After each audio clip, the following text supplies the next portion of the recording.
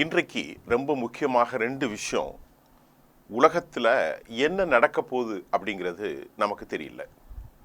மிக முக்கியமான விவகாரம், ஒரு கொடூரமான விவகாரமாக காசாவுடைய விவகாரத்தை நான் பார்க்குறேன். அமெரிக்காவினுடைய அதிபர் சவுதி அரேபியா, யுனைடெட் அரபு எமிரேட்ஸ், கத்தாருக்கு வர்றாரு. வந்துட்டு 300க்கும் மேற்பட்ட 300 ட்ரில்லியன், அதாவது 3 ட்ரில்லியன்ங்கிற அளவுக்கு மேலே 300 லட்சம் கோடிக்கு மேல் அவருடைய முதலீடுகளை பெறுகிறார், பெற்றுக்கொண்டு செல்கிறார்.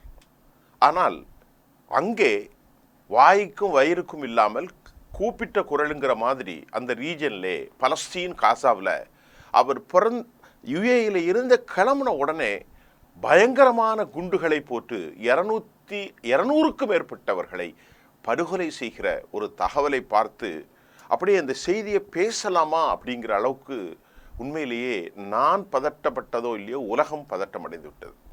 என்ன நடக்கிறது இந்த கொடூரம்? எப்படி இவர்களால் இப்படி ஒரு மன நிம்மதியாக வாழ முடிகிறது என்ற கேள்வியை உலகம் எழுப்பிக் கொண்டே இருக்கின்றது. அமெரிக்காவினுடைய அதிபர் புறப்பட்டு செல்கிறார். புறப்பட்டு சென்ற மாத்திரத்தில் திட்டமிட்டு சமீட்சை கொடுத்ததை போன்று 250க்கு மேற்பட்டவர்கள், அனைத்தும் பெண்கள், குழந்தைகள், அகதிகள் முகாமில் குண்டுகளை போட்டு அநியாயமாக கொலை செய்துவிட்ட பாவிகளுக்கு என்ன நடக்க போகுதுன்னு தெரியலங்கிற அளவிற்கு மனம் பதபதைக்கின்றது. கேட்டால் வழக்கம் போகிற பயங்கரவாதிகள் முகாம், அது ஒரு ரெஃப்யூஜிஸ் கேம்பில் போட்டிருக்காங்க.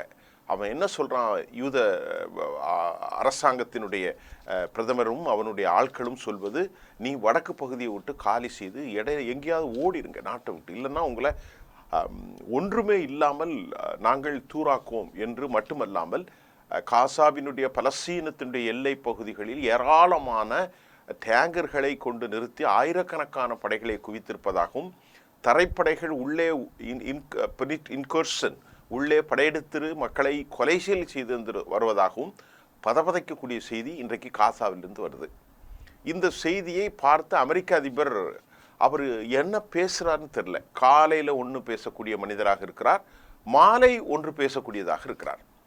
அமெரிக்க அதிபருடைய விவகாரத்தில் நாம் இதுவரை 1.5 ஆண்டுகளுக்கு மேல் இந்த செய்திகளை தொடர்ந்து கொடுத்த வண்ணம் பார்க்கின்ற போது ஒரு அன்சர்டினிட்டியான ஒரு விவகாரம் அமெரிக்காவினுடைய நிலைப்பாட்டில் காணப்படுகின்றது.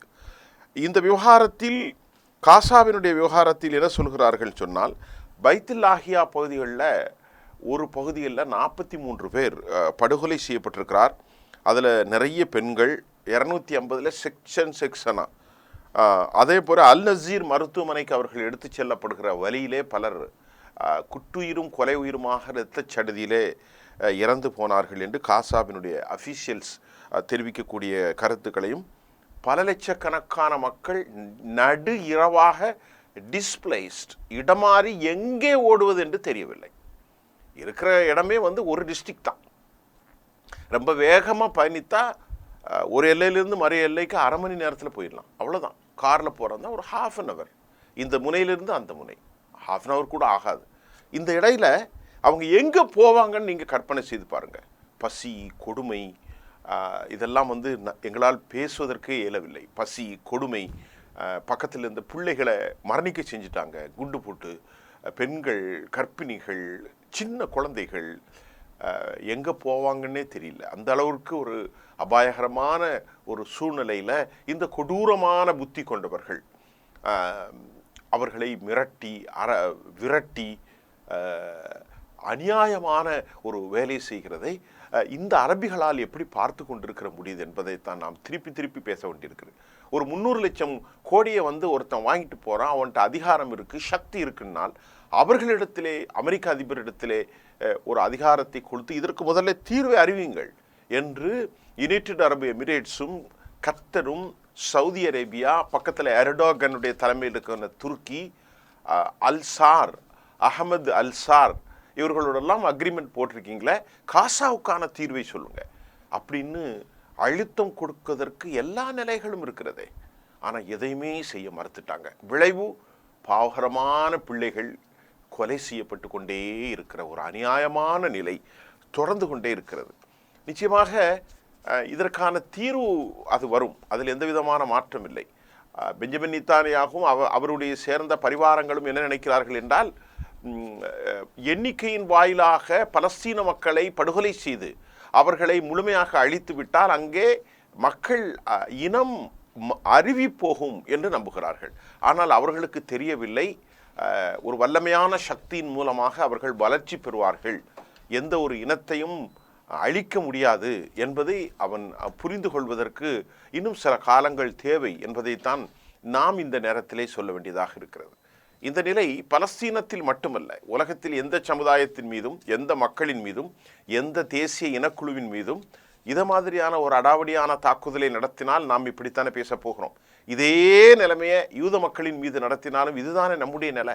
நம்முடைய நிலைமை என்னன்னா, உலகத்தில் வாழக்கூடிய மனிதர்களுடைய நிலை இவ்வளவு பெரிய அநியாயத்தை எப்படி அனுமதிக்கிறார்கள் என்பதுதான் எனக்கு புரியல. ஆகவே நேற்றைக்கு வந்த தகவலின்படி காசாவினுடைய ஹெல்த் மினிஸ்ட்ரி 61,700 பேர் இதுவரை இறந்திருப்பதாக, மரணித்திருப்பதாக கருத்தை சொல்லியிருக்கிறது. அது மட்டும் இல்லாமல் பல பொதுமக்கள் லட்சக்கணக்கில் டிஸ்பிளேஸ் ஆகிட்டு இருந்தாங்க. இரவில் எங்கே போகிறதுன்னே தெரியல. ஒரு காரில் இங்கேருந்து அங்கே போகிறதுக்கு ஒரு 30 நிமிஷம் தொலைவில் தான் ஒரு தேசமே இருக்கிறது. அவங்க எங்கே போவாங்க? இஸ்ரேலுடைய இந்த விரிவான போர் திட்டத்தின் மூலமாக என்ன நடக்க போகுது என்பது புரியவில்லை. அமெரிக்காவினுடைய அதிபர் நான் தான் சொல்லிட்டேன், அவருடைய பேச்சில் ஒரு நம்பகத்தன்மை இல்லை. ஃப்ரீடம் ஜோன் என்று சொல்லியிருக்கிறார். ரீபில்ட் தி டெரர் இந்த டெரிட்டோரி ஒரு லாங் டேர்ம் ப்ராஜெக்ட் என்று சொல்கிறார். ஆனால் அவருடைய பேச்சில் மனசாட்சி இருக்கிறதா? மரணம் அதிகரித்து வருவதையும் அதையும் சுட்டி காட்ட அவர் தவறவில்லை. ஒரு மோசமான பகுதிகளாக இருக்கிறது, உலகத்தில் வெரி வெஸ்ட் ரீஜனாக அது இருக்கிறது, நாங்கள் எங்கள் என்று அவர் சொல்கிறார். இந்த நிலையில் இதற்கான தீர்வு என்ன? ஹமாஸை புறம் தள்ள வேண்டும், ஹமாஸை அழிக்க வேண்டும், ஹமாஸை ஒடுக்க வேண்டும், ஹமாஸை இல்லாமல் ஆக்க வேண்டும். ஆனால் இதுதான் யூதர்களின் திட்டம் என்றால், இந்த திட்டத்திற்கு உடந்தையாக சவுதி அரேபியாவும் யுனைடெட் அரபு எமிரேட்ஸும் சொர்க்கத்திலே, இந்த உலகத்திலே நீங்கள் துள்ளி குதிக்கிறீர்கள், எவ்வளவு காலம் துள்ளி குதிக்க போகிறீர்கள்? உங்களுடைய சித்தாந்தம் அப்படித்தான் சொல்கின்றதா? புரியவில்லை. உலகில் வாழக்கூடிய மிகப்பெரிய இஸ்லாமிய தலைவர்கள் என்று சொல்லக்கூடிய இவர்கள் படுகொலை செய்யப்படுகிற மக்களுக்காக என்று தான் சொல்கிறேன். அவர்கள் எந்த சமூகமாக இருக்கலாம், பலஸ்தீன மக்களாக இருக்கலாம், யூத மக்களாக இருக்கலாம், யூரோப்பியர்களாக இருக்கலாம், ஆப்பிரிக்கர்களாக இருக்கலாம், ஆசிய மக்களாக, லத்தீன் அமெரிக்கா, எங்கே இருந்தாலும் சரி, ஒரு படுகொலை நடக்கின்றது.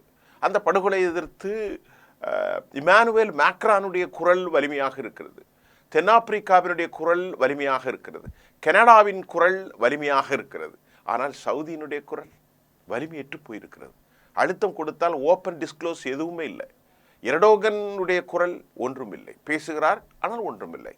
நமக்கு கிடைத்த தகவல்கள் பல லட்சக்கணக்கான அக்ரிமெண்ட் இல்லாமல் ரகசியமாக சவுதி அரேபியாவும் துருக்கியும் பல உதவிகளை வர்த்தக ரீதியாக செய்து கொண்டிருக்கிறார்கள் யூதர்களுக்காக. ஆனால் அந்த மக்கள் கேட்பது ஒன்றுமே இல்லையே. உன்னுடைய அரண்மனை தேவையில்லை, உன்னுடைய செல்வம் தேவையில்லை, உன்னுடைய வாழ்வியல் நெறி எதுவுமே தேவையில்லை, எங்களை காப்பாற்றுங்கள், பச்சை குழந்தைகளுக்கு கொஞ்சம் கஞ்சி கொடுங்க. இதைத்தானே காசாவில் கேட்குறான். இதை கூட கொடுக்காமல் யூதர்கள் செய்கிற இந்த அநியாயத்தை, ஒரு இனத்தை அப்படியே கருவறுக்க நினைக்கக்கூடிய இந்த அநீதிக்கு சவுதி அரேபியாவும் யுனைடெட் அரபு எமிரேட்ஸும் மற்றும் உண்டான பல நாடுகளும் துணை போவது தான் எங்களுக்கு புரியவில்லை. இது மிக முக்கியமானது. இரண்டாவது, ஈரானோடு அமெரிக்காவினுடைய நடவடிக்கைகளை பார்க்கின்ற போது இது பெஞ்சமின் நேதன்யாகுவுக்கு பெரும் சிக்கலை ஏற்படுத்தியிருக்கிறது என்று சொல்லப்படுகிறது. அமெரிக்க அதிபர் இன்று காலை வந்த தகவலின் அடிப்படையில் ஈரானோடு ட்ரேட் ஒப்பந்தம் நீங்கள் செய்து கொள்வீர்களா என்று கேட்பதற்கு அதற்கு காலம், அந்த சூழல் வரும் போகின்ற போது நாங்கள் நிச்சயமாக இந்த அக்ரிமெண்ட் ஓகே ஆன உடனே நாங்கள் அதெல்லாம் முறைப்படுத்த போகிறோம் என்று சொல்லுது. It is the pivotal activities, ரொம்ப முக்கியமான ஒரு ஆக்டிவிட்டீஸாக இது பார்க்கப்படுகிறது. அமெரிக்க அதிபர் நெருக்கமாக வருகிறார், ரொம்ப இந்த டீலுக்க நெருங்குகிறார் என்ற செய்தியும் நமக்கு கிடைத்திருக்கிறது. நேற்று நான் நியூயார்க் டைம்ஸினுடைய சில செய்திகளை சொன்னேன்.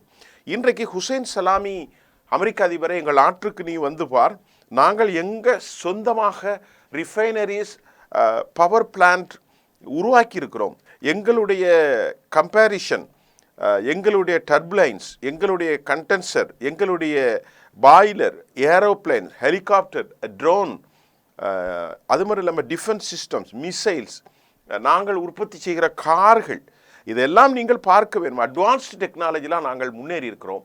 கலாச்சார பெருமை கொண்ட எங்கள் நாட்டை வந்து நீங்கள் பார்த்து சொல்லாமல் சவுதியிலிருந்து பேசி கொண்டிருக்க வேண்டாம் என்பது போன்று ஹுசைன் சலாமியுடைய கருத்து வலிமையாக இருக்கிறது. சவுதியை விட்டு எங்கள் நாட்டுக்கு வாருங்கள். ஈரான் இப்படிப்பட்ட மிக முக்கியமான விவகாரத்தில் தற்போது அப்பாஸ் அராகச்சி, ஈரானுடைய பிரசிடென்ட் மசூத் பெசஸ்கியான், ஈரானுடைய சுப்ரீம் லீடர் மிக முக்கியமாக அலி கொமெனி, சையத் அலி காமினி இவர்களுடைய கைகளில் தான் இந்த ஃபைனல் டிராப்ட் இருப்பதாக சொல்லப்படுகிறது. ட்ரம்ப் இந்த நிகழ்ச்சியில் 2 விவகாரத்தை எடுப்பதாக ஒன்று இன்டெலெக்சுவல், மற்றொன்று ப்ரூட்டல் அட்டாக். மிக முக்கியமாக ஈரான் அமெரிக்காவினுடைய இந்த மேக்சிமம் ப்ரெஷரின் காரணமாக it would be the decent the moment is going on.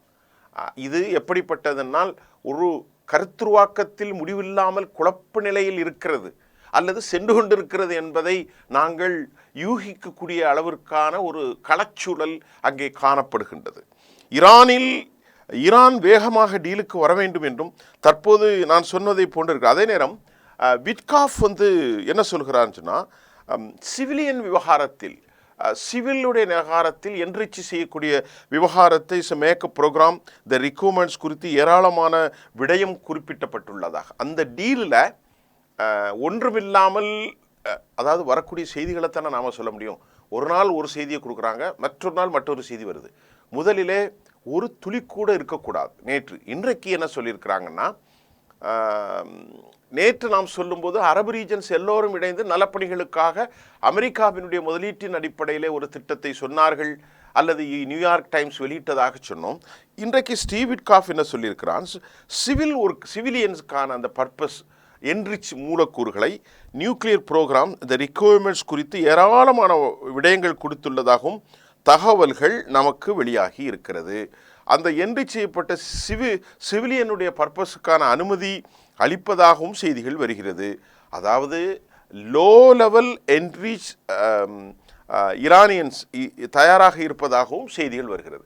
அப்போ ஈரான் இதில் பாசிட்டிவ் மூமெண்ட் என்ன சொல்கிறாங்கன்னா, நாங்கள் அந்த 3.67 சென்ட்ரிஃபிகேஜ், அதாவது என்ன சொல்கிறது, அணு செறிவூட்டல் என்று சொல்லக்கூடிய என்ரிச், இதில் வந்து சிவிலியனுக்காக எலக்ட்ரிக்கல், அதாவது மின்சாரம் உற்பத்தி மற்றும் சில விவகாரத்திற்கு நாங்கள் பயன்படுத்த போகிறோம்.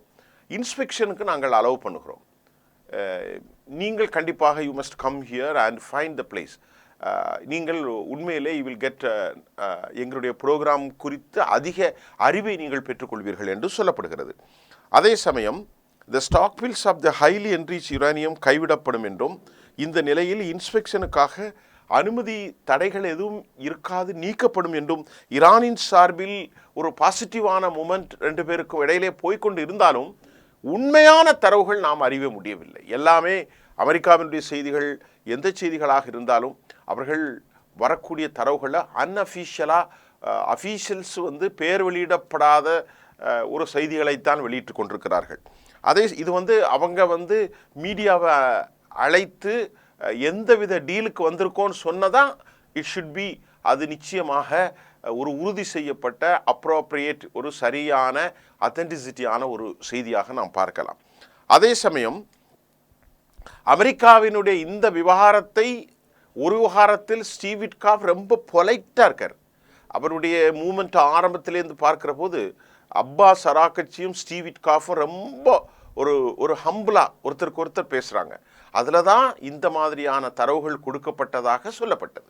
நாம் 3வது 2வது பேச்சில் டெக்னிக்கல் டீம் வந்தாங்கன்னு சொன்னோம். அது 3rd வந்து அவங்க பேசினாங்களா? இப்போ 4வது பேச்சு முடிந்து ஞாயிற்றுக்கிழமைக்கு அப்புறம் 5ஆம் தேதி இட் ஹாஸ் பீன் கண்டினியூஸ், ஒரு chain activities to be promote, அதாவது தொடர் சங்கிலி நடவடிக்கைகளை அவர்கள் முன்னெடுப்பார்கள், அது மேற்கொள்ளப்படும் என்ற செய்தியை நான் சொல்லியிருக்கிறோம். அதே சமயம் இந்த விவகாரத்தில் ஒரு மிகப்பெரிய சிக்கல் ஏற்பட்டிருக்கிறது. அதே நேரத்தில் சவுதியிலேயே, யுஏயிலேயே, அந்த நாடுகளில் அவர் பேசுகின்ற போது நீங்கள் பாருங்கள், ஒரு புளூரிஷ்டு, ஒரு ரீஜனாக சவுதி இருக்கிறது, யுனைடெட் அரபு எமிரேட் இருக்கிறது, கத்தர் இருக்கிறது. ஏன் ஈரான் இல்லை? அவர்கள் அந்த வளைகுடா மண்டலம் மட்டும் ஈரானியன் என்ன சொல்றாரு பாருங்க, the disasters unfolding in the right at the across in the Gulf in Iran. ஈரானுக்குடைய இந்த வளைகுடா பகுதிகள் மட்டும் அழிவை பேரழிவை நோக்கி செல்கிறது. ஏன் சவுதி அரேபியா இந்த பகுதிகள் செழிப்பாக வருகிறது என்று ஈரானை மறுபடியும் அவர் கோக்கரிக்கிறார். அப்படி என்றால் உன்னுடைய சொல்லை கேட்டு உங்களுக்கு முதலீடு கொடுத்தவர்களெல்லாம் செழிப்பாகி விடுவார்கள். தங்களுடைய நலனுக்காக பாதுகாப்புக்காக டிஃபென்ஸ் மெக்கானிசத்தை உருவாக்கி கொள்வர்களே ஒரு டிசாஸ்டர் மூமெண்ட்டுக்காக செல்கிறார்கள். Unfolding the right in across in the gulf in Iran. ஈரானுடைய அந்த வளைகுடா பகுதிகள் பேரழிவை சந்திப்பதும் சவுதி அரேபியா, யுனைடெட் அரபு எமிரேட்ஸ் எல்லாம் கத்தர் எல்லாம் செழிப்பை நோக்கி போவதாகவும் அவர் சொல்கிறார். இதெல்லாம் நாம் பேசிக்கொண்டிருக்க முடியாது. ஆனால் எங்களை பொறுத்தவரை எந்த நிலையிலும் இந்த விவகாரத்தில் நாங்கள் உறுதியாக இருக்கிறோம் என்று ஈரான் அறிவித்திருக்கிறது. ஹுசைன் சலாமி, எங்கள் நாட்டில் வந்து நீங்கள் பாருங்கள், எங்களுடைய கலாச்சாரம், எங்களுடைய பண்பாட்டையும் எங்களுடைய கண்டுபிடிப்புகளையும் நீங்கள் அறிந்து கொள்ளாமல் மற்ற நாடுகளுடைய ப்ராஸ்பரிட்டி, அவர்களுடைய செழிப்பு, ஃப்ளோரிஷன் என்று பேசிக்கொண்டிருக்கிறீர்கள் என்று சொல்கிறார். அதே சமயம் எங்களை பொறுத்தவரை எந்த நிலையிலும் ஒரு டிஸ்கிரிஷன், உங்களிடத்தில் எந்த விதமான சக்தி இருக்கிறது என்பதை நாங்கள் யோசிக்க தேவையில்லை என்ற கருத்தையும் அவர் மையப்படுத்தியிருக்கார். நீ எந்த அளவுக்கு பெரிய ஆளாக இருந்தாலும் அதை பற்றி எனக்கு கவலை இல்லை என்பதை போன்று சொல்கிறார். ஆக இந்த நிகழ்வினுடைய நாம் முடிவுக்கு வரவது என்று சொன்னால் 2 விவகாரங்கள். காசாவுடைய விவகாரத்தில் அமெரிக்கா என்ன செய்கிறது? பாயிண்ட் நம்பர் 1, அமெரிக்காவினுடைய முடிவுகள் என்ன? அமெரிக்காவினுடைய அதிபருடைய திருப்பி பேச்சு, மாற்று பேச்சு ஒரு முடிவுக்கு வர முடியவில்லை. அமெரிக்கா என்ன சொல்லுக்க, ஒரு ஃப்ரீ ஜோனாக மாற்றப் போகிறேன், வாழ்வதற்கு தகுதியற்ற விவகாரம், மக்கள் டிஸ்பிளேஸ் அண்ட் ரீலோகேட்டிங் ஃப்ரம் கசா, வடக்கு பகுதியிலிருந்து போகிறார்களா, ஆரவாரமற்ற பகுதியாக உருவாக்கி அமெரிக்கா தன் கையிலே எடுத்துக்கொள்ள போகிறதா? இதற்கு என்ன நிலை? Point number 1. Point number 2, Emmanuel Macron veto அதிகாரம் கொண்ட 5 நாடுகளில் ஒரு நாடு பிரான்ஸ். அவர் வரக்கூடிய ஜூன் ஜூலையில் சவுதி அரேபியாவுடைய ஒரு கன்க்ளேவின் மூலமாக ஒரு நியூ ப்ரொபோசல் அவங்க வந்து இனிஷியேட் பண்ணி 2 ஸ்டேட் சொல்யூஷனுக்காக அவர் சொல்கிறார். அப்படி என்று சொன்னால் இவர்களோடு இணைந்து ஏன் 53 பில்லியன் அமெரிக்க டாலர்களை மறுஉருவாக்கம் செய்வதற்கு அப்துல் ஃபத்தா அல் சிசி மற்றும் இவர்கள் சேர்ந்ததை ஏன் இன்றைக்கு அழுத்தம் கொடுக்கவில்லை? இதுதான் நம்முடைய கேள்வி. சவுதி அரேபியா இந்த விவகாரத்தில் எதுவுமே பேசலையே. ஆர்டிஃபிஷியல் இன்டெலிஜென்ஸ் குறித்து, கூகுள் குறித்து, டெஸ்லா குறித்தெல்லாம் பேசினீர்கள், பல உற்பத்திகள் குறித்து பேசினீர்கள். ஏன் காசாவை குறித்து யுனைடெட் அரபு எமிரேட்ஸ் UAE பேசலை? ஏன் சவுதி அரேபியா பேசலை? ஏன் கத்தர் பேசலை? ஒரே எப்போ பார்த்தாலும் ஈரானை மட்டும்தான் நீங்கள் பேசுகின்றீர்களே தவிர இந்த துயரத்திற்கான தீர்வு என்ன? நீங்கள் எத்தனை கோடிகள் பில்லியன்கள் உலகம் கேட்கிறது, எத்தனை பில்லியனையும் நீங்கள் அனுபவித்துக் கொள்ளுங்கள், இந்த துயரத்திற்கான தீர்வை ஏன் கேட்கவில்லை என்று மக்கள் கேட்டுக்கொண்டே இருக்கிறார்கள். காசாவினுடைய நிலையை பார்க்கின்ற போது உண்மையிலேயே இந்த மக்கள் மரணித்து போவது எவ்வளவோ நன்மை என்று எண்ணுவதை போன்றிருக்கிறது. தோழர்களே, வாழ்வற்று வழியற்று எதுவுமே இல்லை. குடிப்பதற்கு கஞ்சி இல்லை, மருந்து இல்லை, சுகாதாரமான விலை இல்லை, எலக்ட்ரிசிட்டி இல்லை, எதுவுமே இல்லை. அவர்கள் ஒருவர் எழுதுகிறார், இந்த மக்கள் இறந்து போவது அவர்களுக்கு நன்மையாக இருக்கும். இந்த மக்கள் அப்படியே இறந்து போய்விட்டால் அவர்களுடைய மறுவாழ்வை தொடங்கிவிடும். இன்றைக்கு உலகத்தில் அவர்கள் சிரமப்பட்டு கொண்டிருக்கிறார்களோ என்று என்ன தோணுகின்ற அளவிலே நமக்கு என்ன தோன்றுகிறது என்றால், இவர்கள் யூத கோயிலுக்கு அழைத்து செல்கிறார்கள். எங்கே? யுனைடெட் அரபு எமிரேட்ஸில் தலையை விரித்து போட்டு பழைய கலாச்சாரத்தில் அரபுகள் ஆண்டதை போன்று 1500 ஆண்டுகளுக்கு மீது டான்ஸ் ஆடுகிறார்கள் யுனைடெட் அரபு எமிரேட்ஸில். இதையெல்லாம் பார்த்துவிட்டு நான் ஒரு யூதன் என்று பெருமிதம் கொள்கிறார் டொனால்ட் ட்ரம்ப். நான் ஒரு யூதன் என்று சொல்கிறார். என்ன நடக்கிறது? நீ டான்ஸ் ஆடு, தலைமுடியை விரிச்சு போட்டாடு, பழைய கலாச்சாரத்தை காட்டுவதை பற்றி எல்லாம் பிரச்சனை இல்லை. இது உன்னையும் உன் நாட்டையும் சேர்ந்தது. உன் நாட்டில் எல்லா சீரழிவுகளும் உண்டு. அதை தாண்டி இந்த மக்களுக்கான தீர்வை ஏன் பேசாமல் போகிறீர்கள்? இதுதான் உலகத்தினுடைய கேள்வி. கடைசியாக ஒரு விவகாரம் நமக்கு கிடைத்திருக்கிறது. இன்று காலை ஃபாக்ஸ் நியூஸுக்கு அவருடைய பேட்டியில் மூலமாக ஈரானுக்காக அவர் ட்ரேட் அக்ரிமெண்ட்டுக்கு சரியாக இருப்பதை போன்றும் ஒரு பாசிட்டிவ் மூவ் வருவதை போன்றும் ஒரு செய்திகளை அவர் சொல்லியிருக்கிறார். குறிப்பாக இந்த என்ரிச் விவகாரத்தில் ஸ்டாக்பில்ஸ் அனைத்தும் இல்லாமல் லோ லெவலாக இன்ஸ்பெக்ஷனுக்கு அனுமதி கொடுத்தால், ஒருவேளை இவர்களின் மீது இருக்கக்கூடிய தடைகளை நீக்கினால் உலகம் மறுஉருவாக்கம் செய்வது என்பதை பரிசீலித்து கொண்டிருக்கக்கூடிய மிக முக்கியமாக ஒரு பிவோட்டல் மெசேஜ் என்றும் பார்க்கப்படுகிறது. பெசஸ்கியானும் அப்பாஸ் அராகச்சியும் அலி கோமேனியும் இது குறித்து தீவிர ஆலோசனையில் இருப்பதாகவும் நமக்கு செய்திகள் வருகிறது. விட்காஃபினுடைய இந்த நடவடிக்கையில் பரஸ்பரம் 2 பேரும் ஹுசைன் சலாமியும் டொனால்ட் ட்ரம்பும் ஒருவர் பேசி கொண்டு தான் இருக்கிறார்கள். ஒருவருக்கு ஒருவர் எதிரான கருத்து வருகிறார்கள். மற்றொரு பக்கம் இந்த மாதிரி ஒரு பாசிட்டிவான கருத்து வருகிறது.